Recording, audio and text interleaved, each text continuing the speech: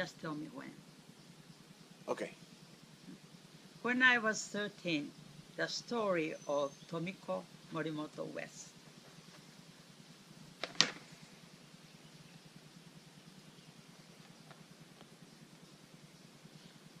I clearly remember the Monday, August 6, 1945, in Hiroshima.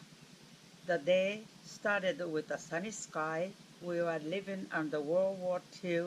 Food, food was a staple, so hard to come by. People are hardly getting by each day.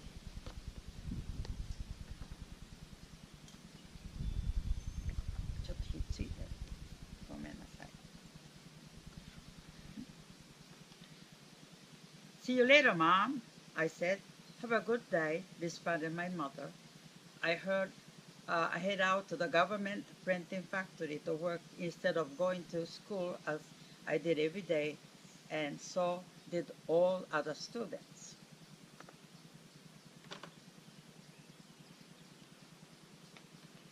As soon as we reported for morning assembly outside, 8:15 a.m. to be exact, there was a huge explosion with a blast that almost blew everything into pieces. It was the first ever atomic bomb dropped on the Earth. About 200 female students perished in the blink of an eye, and in its moment. And a handful of students, including me, were spared because we happened to be behind the factory wall. Factory and the houses were all destroyed. There was no trace of a tree or plants. The surroundings became a burning field. The atomic bomb exploded about 1,900 feet high in the sky above the city of Hiroshima. It weighed 97,000 pounds, equivalent to 15,000 tons of TNT.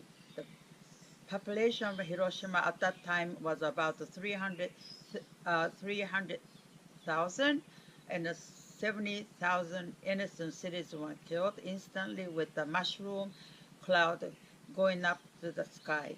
Within a half a mile range of the ground zero, 9 out of 10 people died.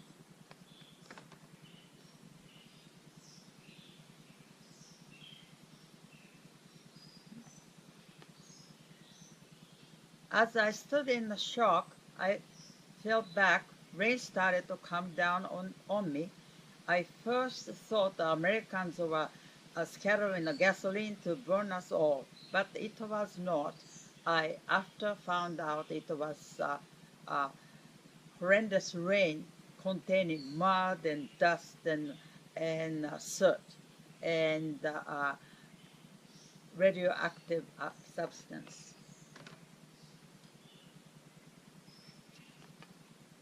We ran to the nearby woods to escape from the fire that was right behind us and waited for someone to pick us up, but no one came. All I could think about was my family. I was desperately worried about their safety. It wasn't until I started walking home that I found I could go, go further because all 7 bridges that would bring me home were down. At the last, I saw a railway bridge still standing and began across. I trembled with the fear looking down at the river where there were piles of dead bodies floating.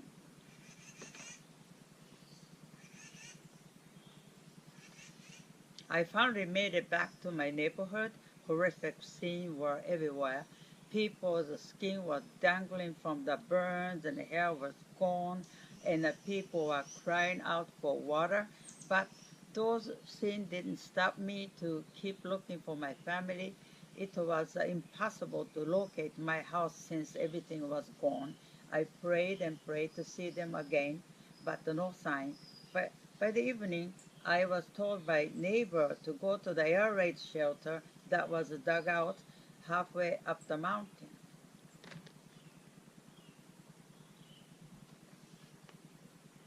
The dugout was packed with wounded people, but miraculously, I found my grandparents. My grandfather was in excruciating pain with a broken piece of glass pieces his body.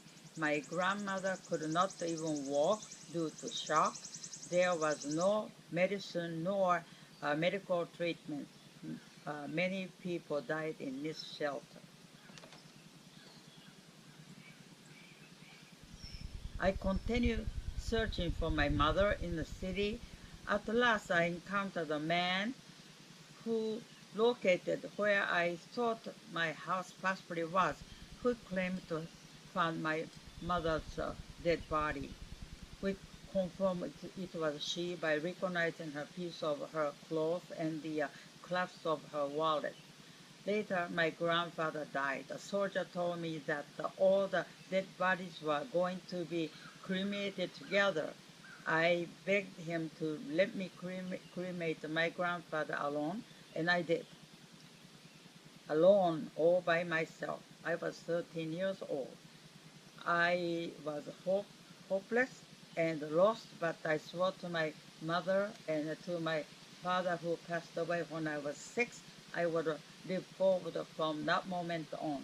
I kept looking at the smoke from the fire going up, and I prayed.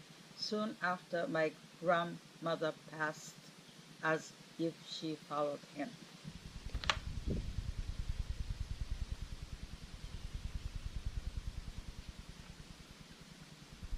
The atomic bomb took everything away. At least I felt this way at that time. My family, my house, and my future. But aunt found me and took me in to live with the family. The second bomb was dropped in August 9th in Nagasaki, Kyushu, Japan. Uh, surrendered unconditionally, and the war was over. School was reopened, and I went back to school. Everyone suffered from the shortage of food, even more after the war. My aunt had a big family with 5 children, took care of to take care of. There was often no rice left for me to make lunch for school. I spent the lunchtime in the courtyard alone with my empty stomach. One of those days, my teacher came to me and gave me a bag of rice and a bottle of soy sauce and kindly said, "Ask your aunt to make your lunch with this." I thanked her many times as my tear wet my face. My mind was set that day to become a teacher like her someday.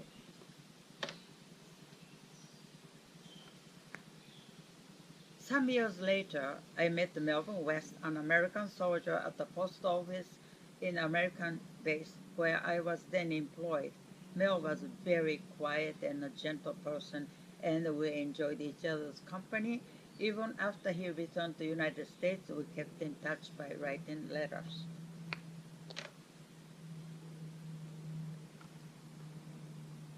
Mel asked me to marry him. When I was 26, I left my hard life to restart a new life with him.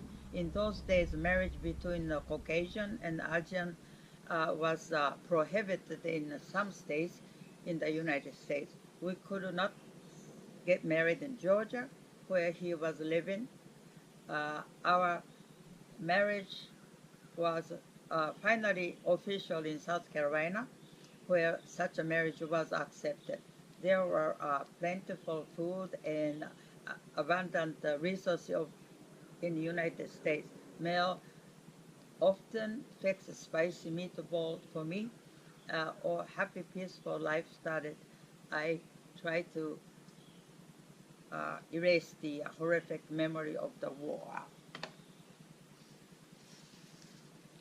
We moved to New York State after some years, and I got a job as a Japanese instructor at the Vassar College. I met so many students and friends uh, there whom I am still in touch with. Thank you. I am retired, and I celebrate the 50th anniversary in 2008 with family and friends. I turned 77 years old in 2009. The age 77 was special meaning in Japan as one of our cornerstone. It, it means the age and joy of longevity. It has been 65 years since the bomb was dropped in Hiroshima.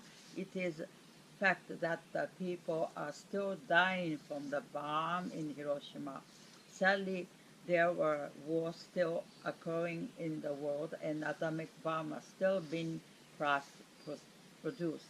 I suffered from it, but I survived, and it will be my honor to share my peaceful life now with all people, along with all my hope for peace on earth.